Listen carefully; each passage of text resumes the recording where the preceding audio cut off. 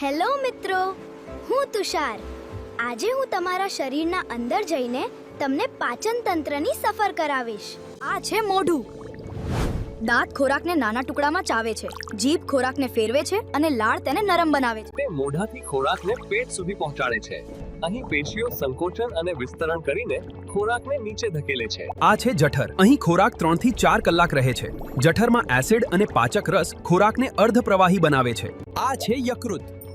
તે પિત્તરસ બનાવે છે. પિત્ત ચરબીના પાચનમાં મદદ કરે છે. આ છે પિત્તાશય. તે પિત્તરસ સંગ્રહે છે અને જરૂર પડે ત્યારે છોડે છે. આ છે સ્વાદુપિંડ, જે પાચક રસ બનાવે છે અને તે કાર્બોહાઈડ્રેટ, પ્રોટીન અને ચરબી તોડે છે. આ છે નાનું આંતરડું. અહીં પાચન પૂર્ણ થાય છે અને પોષક તત્વો લોહીમાં શોષાય છે. આ છે મોટું આંતરડું. અહીં પાણી શોષાય છે અને બાકી રહેલો પદાર્થ ઘન બને છે. આજે આપણે પાચન તંત્ર વિશે માહિતી મેળવી. આવા જ નવા વિડીયો માટે તુષાર સોની સાથે જોડાયેલા રહો.